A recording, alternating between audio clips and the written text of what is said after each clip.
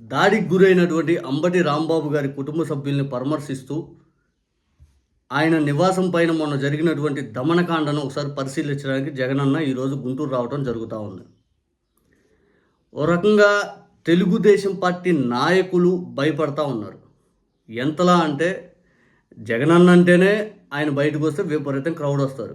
ఎక్కడికక్కడ ఏదైతే ఆయన మీద ఉన్న అభిమానం అంత మాస్ లీడర్ బహుశా మన 2 తెలుగు రాష్ట్రాల్లో ఎవరు లేరు. దేశంలోనే ఏళ్ల మీద లెక్కబెట్టే అంతమంది నాయకుల్లో జగనన్న ఒకడు. మాస్ క్రౌడ్ పుల్లర్ ఆయన. ఓ రకంగా చెప్పాలంటే ఈరోజు కూడా తాడేపల్లిలో ఆయన బయలుదేరిన దగ్గర నుంచి గుంటూరు వచ్చేంత సమయం వరకు దారి పొడవున జనాలు.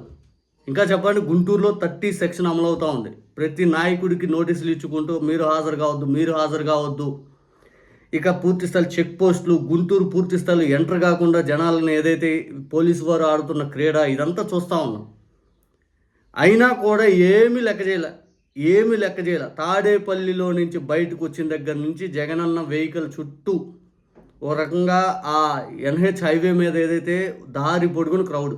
ఎక్కువ మంది ఆశ్చర్యం కలిగించే విషయం ఏంటంటే ఎక్కువ మంది మహిళలు ఎక్కువ కనపడ్డారు. జనరల్గా మహిళలు ఏదైతే కూలీనాలు చేసుకుంటూ కూలి పనులు ఖచ్చితంగా వెళ్ళే వాళ్ళు ఎక్కువ కనపడ్డారు. వాళ్ళు ఈరోజు పని ఆపుకొని మరి అక్కడ కనపడటం జరిగింది.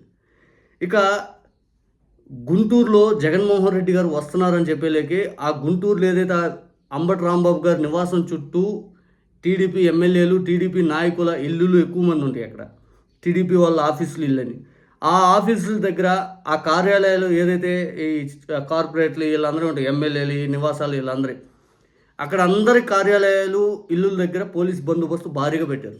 అంటే ఇంటెలిజెన్స్ వారు ముందస్తు హెచ్చరికలతోటి పోలీసు వారి బందోబస్తు విపరీతంగా పెట్టారు. ఈరోజు నిజంగా నిన్న జగన్మోహన్ రెడ్డి గారు వస్తారని తెలిసాక అక్కడ లోకల్ ఎమ్మెల్యే గల్లా మాధవి గారు అయితే వార్నింగ్ల మీద వార్నింగ్లు ఇచ్చారు.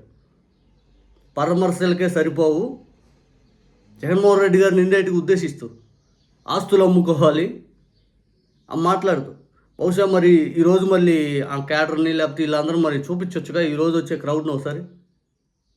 నిజానికి అధికారంలో ఉన్నామని చెప్పి మనం ఎట్లా పడితే అట్లా మాట్లాడుతూ ఎట్లా పడితే మేము కొట్టేస్తాం, తిట్టేస్తాం, లేకపోతే మా ఇష్టం మాకు అధికారం ఉందని చెప్పి వెళ్ళిపోయే వాళ్ళకి ఏం చెప్తాం? అహంకారంతో అధికారం వెళ్ళిన ప్రతిసారి ప్రతి ఒక్కరు నేలమట్టమైన వాళ్ళే.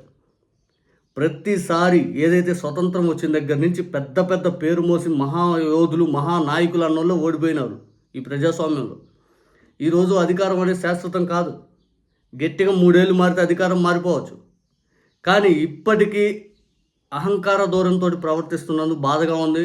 మీ నాయకులు దయచేసి అహంకార ధోరణితో ప్రవర్తిస్తూ దాడులు చేస్తాం, కొట్టేస్తాం, తిట్టేస్తాం, కేసులు పెట్టేస్తాం, మహిళల్ని ఏడిపిస్తాం, ఇంట్లో ఉన్న చిన్నపిల్లలను వదలం, మీడియా 4 మన చేతిలో ఉందని చెప్పి ఇష్టానుసారితులు ప్రవర్తిస్తాం, ఇలాంటివన్నీ చేయడం కరెక్ట్ కాదు. ఈరోజు జగనన్న వస్తున్నాడంటే గుంటూరు మొత్తం దద్దరిల్లిపోయింది. గుంటూరు విపరీతంగా నిండిపోయింది. పూర్తి స్థాయిలో జగన్మోహన్ రెడ్డి గారి పర్యటన ఎంత పెద్ద సక్సెస్ఫుల్లో చూడండి ఒకసారి. గుంటూరు మొత్తం నిండిపోయింది. అంటే అంత ప్రజాబలం ఉన్న నాయకుడిని పట్టుకొని ఏది పడితే అది మాట్లాడతారు. ఆయన దగ్గర పనిచేసేది నాయకులు ఎవరైతే ఉంటారో స్థానికంగా ఉండేవాళ్ళు ఏం పని చేయాలన్నా కూడా వాళ్ళ మీద దాడులు చేస్తూ ఉంటారు.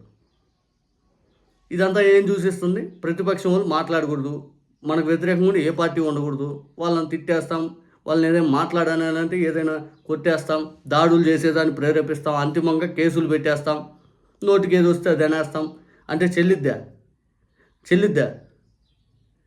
ఏదేమైనా ఈరోజు ఎవరైతే నిన్నంతా మాట్లాడారో ఒకసారి ఈరోజు కళ్ళు అప్పచెప్పి కళ్ళు పెద్దవి చేసుకొని గుంటూరు చూడండి ఎట్లా ఉంది ఏంటి పరిస్థితి.